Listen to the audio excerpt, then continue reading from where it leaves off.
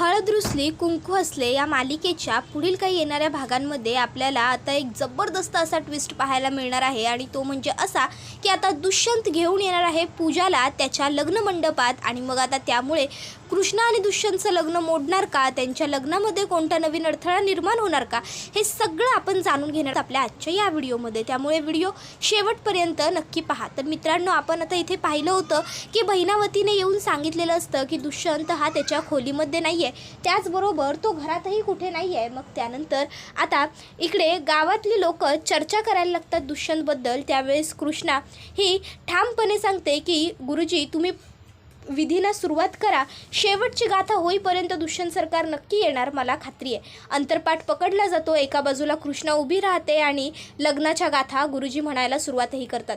तर इथे बाळजाबाईंना सुद्धा प्रश्न पडलेला असतो की दुष्यंत नेमका गेला असेल तर गेला असेल कुठे, असा अचानक तो लग्नातून गायब झाला कसा।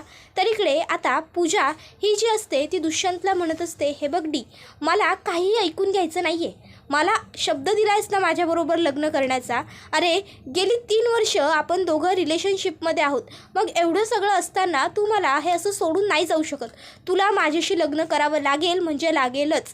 त्यावर दुष्यंत तिला सांगत असतो की हे बघ, मी असं काहीही करू शकत नाही, मी शब्द दिलाय त्या मुलीला की मी तिच्याबरोबर लग्न करेन म्हणून, आणि रांगडे पाटलांचा शब्द हा जीवापेक्षाही महत्त्वाचा असतो, प्राण गेले तरी चालतील पण शब्द वाया गेलेला चालणार नाही, त्यामुळे काहीही झालं तरी मला लग्न हे त्याच मुलीबरोबर करावं लागेल। त्याबरोबर लगेचच इकडे ती म्हणायला लागते की हे बघ डी, मला त्या सर्वाशी काही घेणं देणं नाही आहे, जर तिला दिलेला शब्द इतका महत्त्वाचा आहे तर मग मला दिलेल्या शब्दाचं काय, मला दिलेला शब्द तू इतक्या सहज कसा विसरू शकतोस। दुष्यंत म्हणत असतो, हे बघ माझी फसवणूक तू केलीस, त्या दिवशी मी तुला कुठल्या अवस्थेत बघितलंय ना हे फक्त मला माहिती आहे, त्याच्यानंतर तू स्वतःचे म्हणजे विचार कर की नशीब मी कोणाला हे बोललो नाही किंवा मी तिथे तुलाही काही बोललो नाही, गुपचूप तिकडनं निघून आलो, कारण मला मी प्रेम केलेल्या मुलीचे वाभाडे काढायचे नव्हते म्हणून।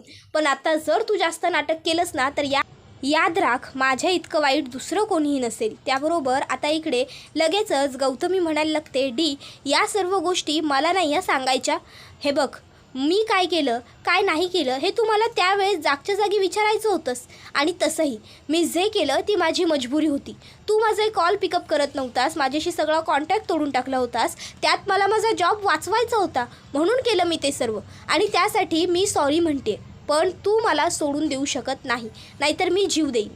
मग मात्र आता दुष्यंतच्या हातात काही पर्यायच उरत नाही। दुष्यंत आता तिला म्हणतो, ठीक आहे तुला माझ्याबरोबर लग्न करायचं आहे ना, चालेल, पण इथे नाही, चल माझ्याबरोबर। आणि मग दुष्यंत हा तिला म्हणतो, चल माझ्याबरोबर माझ्या लग्न मंडपात चल। आणि मग दुष्यंत पूजाला हाताला धरतो आणि लग्न मंडपात घेऊन जायला लागतो। इथे आता पूजा मात्र खूपच जास्त खुश असते, कारण पूजाला वाटत असतं की चला फायनली डी आपल्याबरोबर लग्न करायला तयार झाला। उलट आता तिथे तर लग्नाची सगळी तयारीसुद्धा असेल, म्हणजे आपलं अगदी ग्रँड वेडिंग होणार आता। तर दुसरीकडे कृष्णा ही लग्नाचे एकटीनेच विधी पार पाडत असते।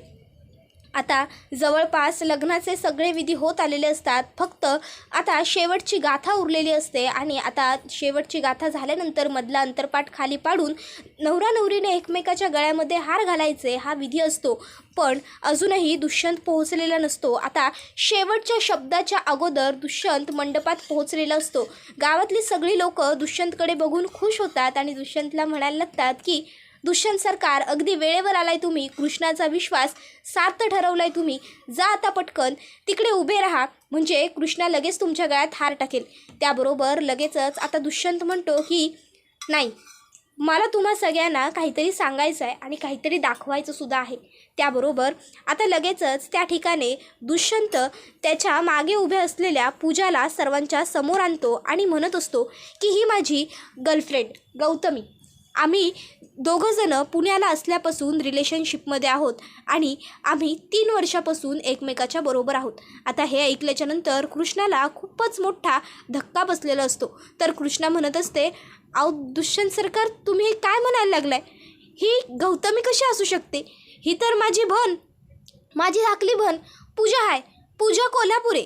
त्याबरोबर लगेचच आता इकडे सावित्री ही म्हणायला लागते, काय म्हणजे तुम्ही माझ्या पूजीबरोबर लगीन करणार असा सबूत दिला होता तिला, तुम्हीच आहेत वय तिचं ते भरतार, ज्यांनी माझ्या लेकीला पिरमाच्या शब्दा दिल्या, शब्दा घेतल्या तिच्यासमोर, अनाभाका खाल्ल्या आणि आता तिला सोडून निघालायचा.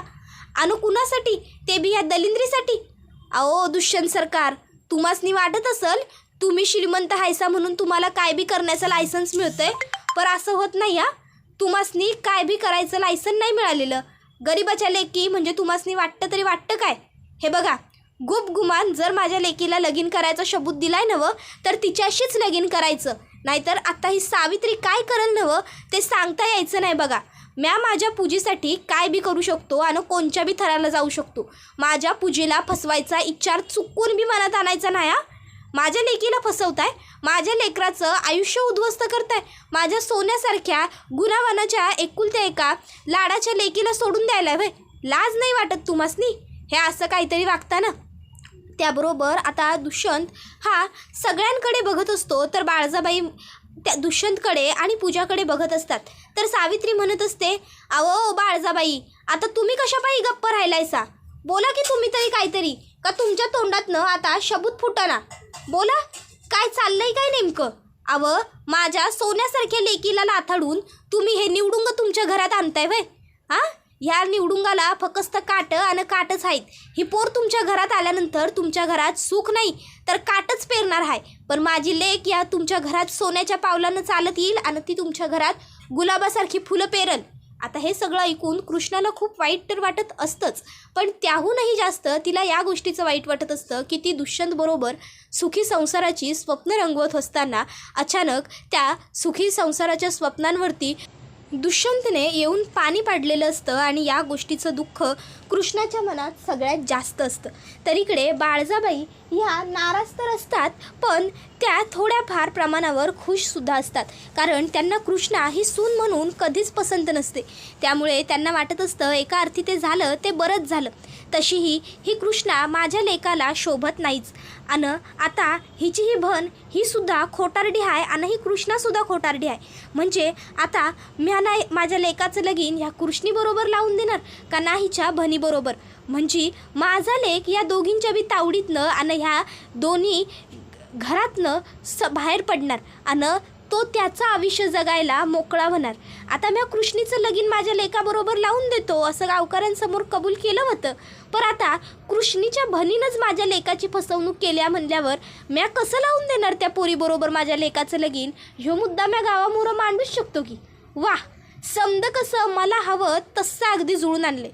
देवार कुठनं पाठवलीस या पोरीला आणि कसं माझ्या लेकराचं आयुष्य वाचवलंस बघ. खरंच तुलाच बाबा माझी कारुणा, असं आता ती मनातल्या मनात म्हणत असते.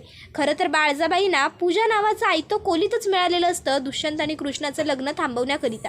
तर आता बाळजाबाई या सगळ्यांना विचारायला लागतात की अरे थांबा, नुसती चर्चा करू नका. चर्चा करून मिळणार काय आहे तुम्हासनी? जरा गप्प बसा. आणि पत्रकार, जरा तुमच्या त्या कॅमेरामन लोकांना सांगा कॅमेरे बंद करा. कुठं शूट करायचं आणि कुठं काय करायचं तेवढं जरा कळून घ्या म्हणावं. गणपत भाऊजी, पत्रकारांना समद्यासनी इकडनं बाहेर काढा. त्याबरोबर पत्रकार आता तिकडनं बाहेर निघून जातात.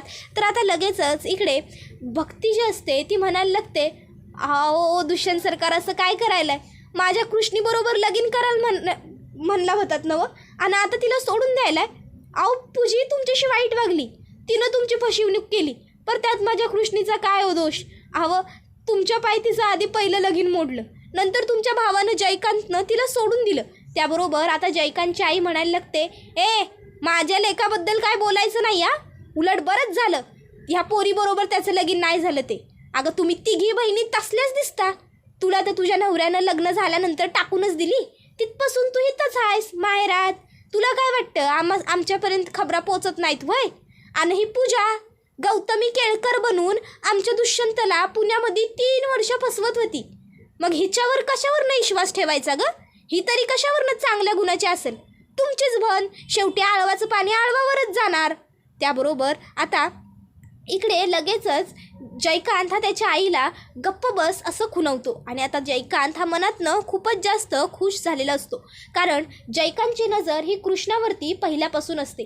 जयकांतला कृष्णाबरोबर संसार करण्यात किंवा तिला बायको बनवण्यात काहीसुद्धा रस नसतो. जयकांतला फक्त कृष्णाचा वापर करून घ्यायचा आहे आणि एकदा तरी तिच्याबरोबर एक रात्र तरी त्याला घालवता यावी एवढीच त्याची इच्छा आहे. आणि त्याच्यासाठीच तो आता आनंद व्यक्त करत असतो मनातून की चला एकदा का आता या दुष्यंतचं कृष्णाबरोबर लगीन मोडलं की मग ह्या कृष्णाला गावातलं काळं कुत्रं बी विचारणार नाही. वहिनी साहेब म्हणून आत्ता पावतर हिला लई मान दिला लोकांच्या समोर आणि लोक बी हिच्या पाठीपुढं करत होती. पण एकदा का दुष्यंतनं हिला नाकारली की मग मात्र हिच्याकडं काळं कुत्रं बी बघणार नाही आणि मग ह्यो माल आपलाच आहे. तोपर्यंत जरा धीर धरला पाहिजे. वा कुठनं आली ही पोर, काय भारी पोर आहे असा आता जयकांतसुद्धा मनातल्या मनात विचार करत असतो. तर गावातली लोक मात्र आता बडबडायला लागतात आणि म्हणायला लागतात की अहो दुष्यंत सरकार ह्यो समजा काय प्रकार आहे. तुम्हासनी जर कोणतरी दुसरीच पोर आवडत होती तर तुम्ही कशापायी शबूत दिला आमच्या कृष्णीला लगीन करायचा आणि जर आता शबूत दिला आहे तर मागं कसं काय फिरता. तुम्हासनी आमच्या कृष्णीबरोबर लगीन करावंच लागल. तुम्ही आमच्या पोरीचं आयुष्य असं उद्ध्वस्त करताय. आवा आधीच तिला मायबाप नाही, ती पोर अनाथ म्हणून वाढली. त्या दगड्यानं तिला घरात आणलं, पोर मानली आणि तिला लहानाची कशी बशी मोठी केली. खड्या खपरं खाऊन एवढी पोर मोठी झाली आणि आता लगीन करायच्या ऐन वेळी बी तुम्ही तिला फसवायलाय वय. हे नाही चालायचं. त्याबरोबर आता कृष्णा ही मनातल्या मनात रडत असते. तिच्या डोळ्यातनं अश्रू आलेली दिसत जरी नसले तरी तिला खूप दुःख झालेलं असतं या सर्व गोष्टींचं. तिला वाटत असतं की आपल्या आयुष्यात कधीच काही चांगलं होऊ शकत नाही. तिला आता तिच्या आईचे शब्द आठवायला लागतात. जास्त खुश न गं भाऊ, अजून लगीन झालेलं नाही तुझं. दुष्यंत सरकारांच्या नावाचं डोरलं तुझ्या गळ्यात पडलेलं नाही. पडणार की नाही ते बी ठावं नाही. अगं पांढऱ्या पायाची अवदसा तू आज पावतर तुझ्या नशिबात झालंय वय काय चांगलं, तर ते आत्ता व्हायचं आहे. तुझ्या आयुष्यात काय बी चांगलं व्हायचं नाही. आणि जेव्हा तुझ्या आयुष्यात काहीतरी चांगलं झालंय नवं तेव्हा आमच्या आयुष्याची माती झाली आहे. त्यामुळं म्या देवाकडं हात जोडून प्रार्थनाच करीन की तुझ्या आयुष्यात काय चांगलं नगच घडाया. मग लगेचच कृष्णा आता आईला म्हणते, आय नगं काळजी करू, समजा तुझ्या मनाप्रमाणे घडलं. म्हणली होतीस नवं तू माझ्या आयुष्यात काय बी चांगलं घडायचं नाही म्हणून. बघ नाही घडलं माझ्या आयुष्यात काय बी चांगलं. माझं लगीन मोडलं. मला माझ्या होणाऱ्या नवऱ्यानं मंडपातच सोडून दिलं मला मंडपात सोडून दिलं. एवढं बोलून आता कृष्णा तिचं दुःख व्यक्त करत असते. तिच्या डोळ्यातनं आता अश्रू गळायला लागलेले असतात. ती रडत असते आणि मग तिला आता तिची आणि दुष्यंतची झालेली पहिली भेट आठवते. पहिल्यांदा दुष्यंत जेव्हा तिला भेटला होता त्यावेळेचा प्रसंग तिला आठवतो. त्यानंतर ती दुष्यंतची बायको बनून जेव्हा गेली होती दुष्यंतबरोबर त्या भोंदू बाबाचं सत्य बाहेर पाडण्यासाठी, तो सर्व प्रकार तिला आठवत असतो आणि ती रडत रडत म्हणत असते, नका करू माझ्याशी लगीन, नका करू लगीन. त्याबरोबर इथे आता सावित्री हिला मात्र या सर्व गोष्टींनी काहीच फरक पडत नसतो. ती तर उलट मनातून खुश असते. कारण तिला आता वाटत असतं की आता हा सगळा ऐशोआराम, हे सगळे दागिने, पैसा अडका सगळं माझ्या पूजीला, माझ्या लेकीला मिळणार. माझी लेक राणीसारखं राज्य करणार ह्या एवढ्या मोठ्या घरात. आणि दुष्यंत सरकारांच्या मनावर नवऱ्याला बोटावर कसं खेळवायचं हे तर माझ्या पोरीला अगदी व्यवस्थित जमणार. त्यामुळं त्याचं तर मला काही टेन्शनच नाही. आणि उलट जर माझी पूजी इथं लगीन होऊन आली तर नक्कीच माझी पूजी मला बी इथं घेऊन येईल. मग म्या बी राहणार राणीसारखी एकदम थाटात.